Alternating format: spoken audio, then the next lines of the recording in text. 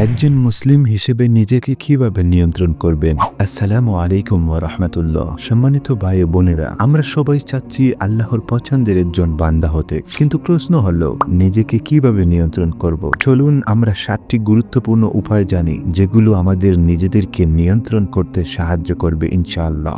1. তাকওয়া ও আল্লাহ ভীতি অর্জন করুন। সব সময় মনে রাখুন, আমার প্রতিটি কাজ আল্লাহ দেখছেন। এই ভয়ই আপনাকে গুনাহ থেকে রক্ষা করবে। 2. 5 ওয়াক্ত নামাজ ঠিকমতো পড়ুন। নামাজ মানুষকে অন্যায় ও অশ্লীল কাজ থেকে দূরে রাখে। নিয়মিত নামাজ আপনাকে স্থির এবং সংযত রাখবে। 3. রাগ নিয়ন্ত্রণ করুন। রাসূলুল্লাহ সাল্লাল্লাহু আলাইহি ওয়াসাল্লাম বলেছেন, শক্তিমান সেই নয় যে কুস্তিতে জিতে, বরং প্রকৃত শক্তিমান সেই যে রাগের সময় নিজেকে নিয়ন্ত্রণ করতে পারে। 4. ধৈর্য ধরুন, হতাশ হবেন না। জীবনে কষ্ট আসবেই, কিন্তু একজন মুমিন সব সময় আল্লাহর উপর ভরসা করে। 5. গুনাহ থেকে দূরে থাকুন। নফস ও শয়তান সব সময় টানবে গুনাহের পথে, কিন্তু মুমিন নিজেকে বলবে, আল্লাহ আমাকে দেখছেন, আমি গুনাহ করব না। 6. ভালো বন্ধু বেছে নিবেন। সৎসঙ্গ মানুষকে জাহান্নাম থেকে জান্নাতের পথে নিয়ে যেতে পারে, তাই বন্ধু নির্বাচনের ক্ষেত্রে অবশ্যই ভালো বন্ধুকে বেছে নিবেন। 7. নিয়মিত কুরআন ও হাদিস পড়ুন।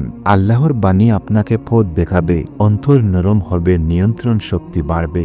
সম্মানিত দিনী বন্ধুরা, তাই নিজেকে নিয়ন্ত্রণ করা মানে নিজেকে জান্নাতের উপযুক্ত বানানো। আসুন আজ থেকেই নিজের নিয়ন্ত্রণ শুরু করি, আল্লাহর জন্য এবং নিজের জন্য। আল্লাহ আমাদের সবাইকে হিদায়াত দান করুন। জাযাকাল্লাহু ফি খায়রান। ফিরে আসুন আল্লাহর পথে। ভিডিওটি ভালো লাগলে অবশ্যই একটি লাইক দিয়ে চ্যানেলটি সাবস্ক্রাইব করে সাথে থাকবেন।